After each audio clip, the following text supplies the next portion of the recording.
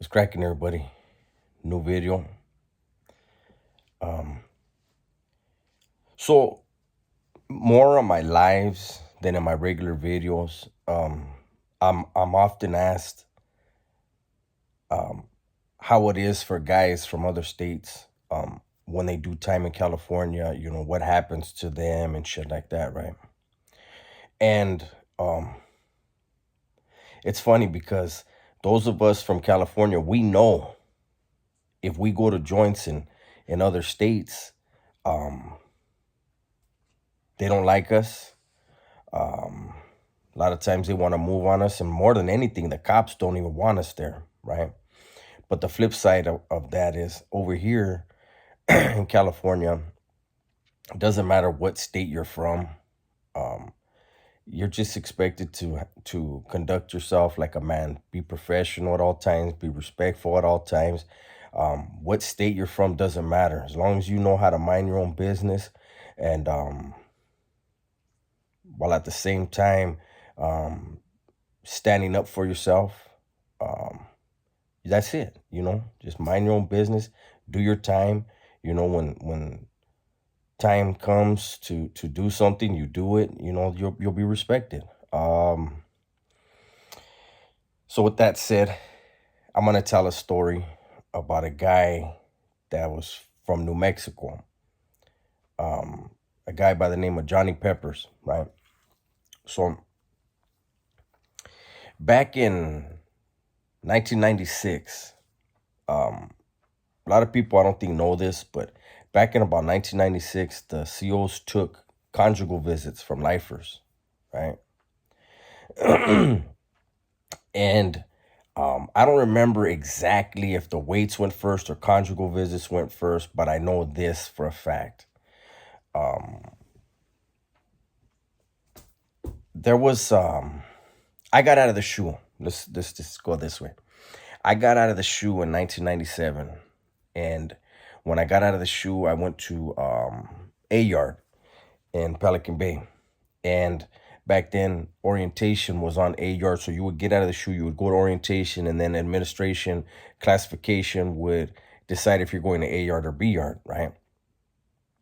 So I went to orientation, I went to classification, and then I got kicked out to a yard, right?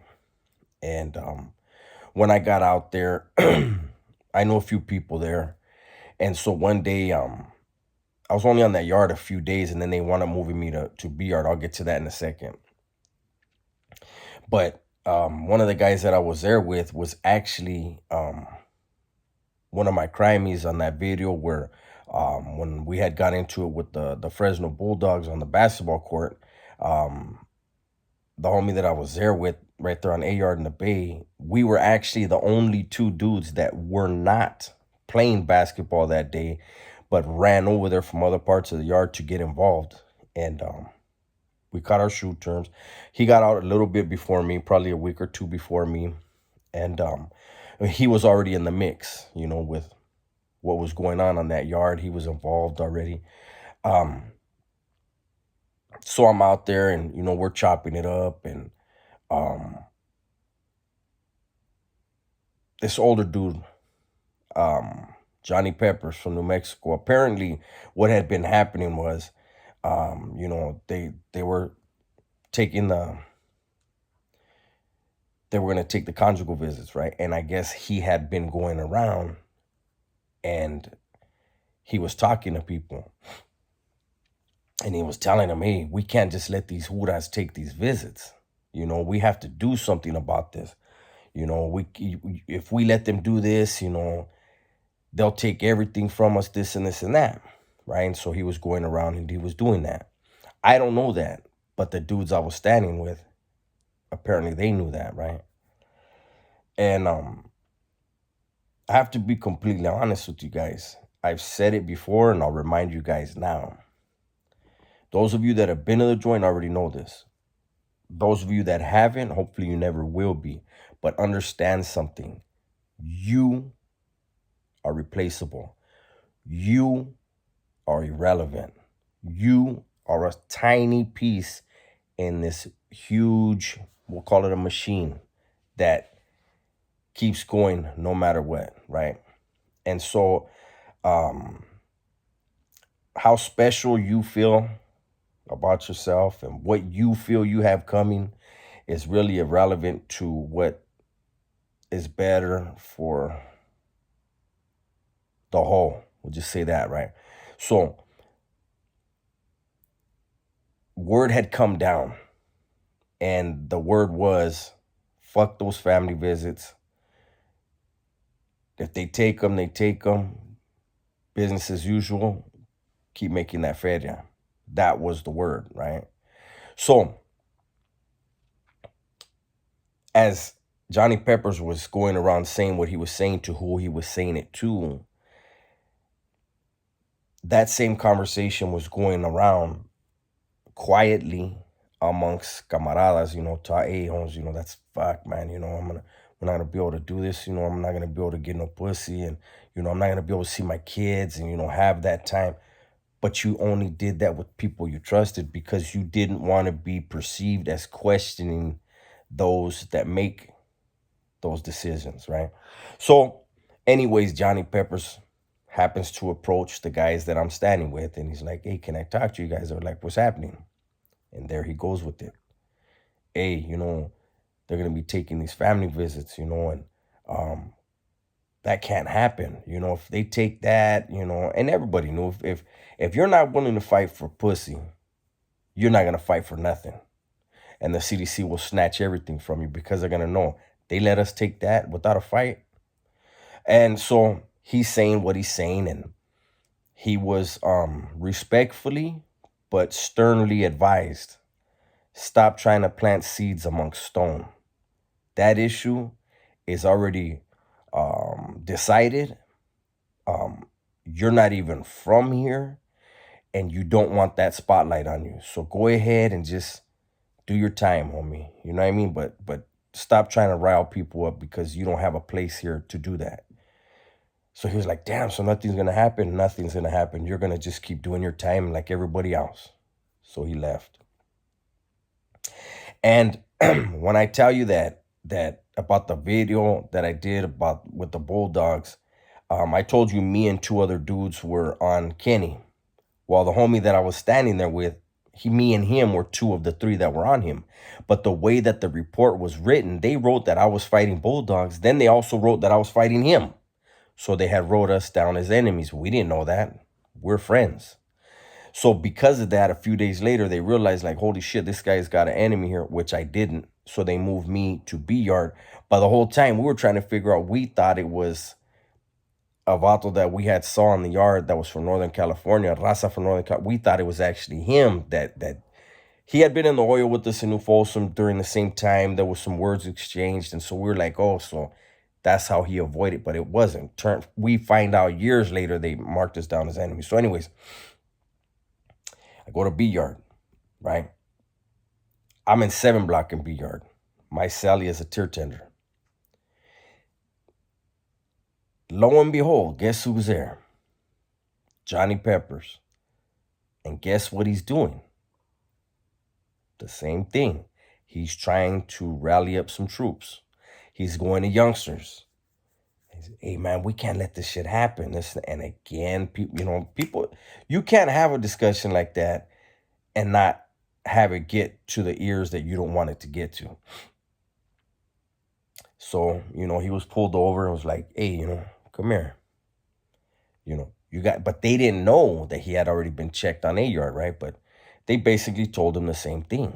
Like, you're not from here, homeboy. You can't go around, planting seeds in stone. Those don't grow. You can't do that. Do your time. Don't worry about it. You know what I'm saying? Like, there's bigger things going on that are more priority. And so Johnny Peppers was like, so we're just gonna let this happen? And it was like, yeah, it's gonna happen. So he's like, fuck it, all right. So that day, after yard recall, everybody goes in, and I remember it was almost dinner time, right? But my Sally was still out of the cell. And an alarm goes off.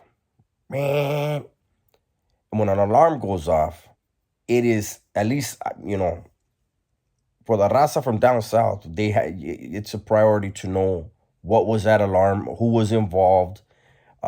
Is it something that needs to be like? There's just a lot. It needs to be known what was that alarm, who got took out, well, whatever.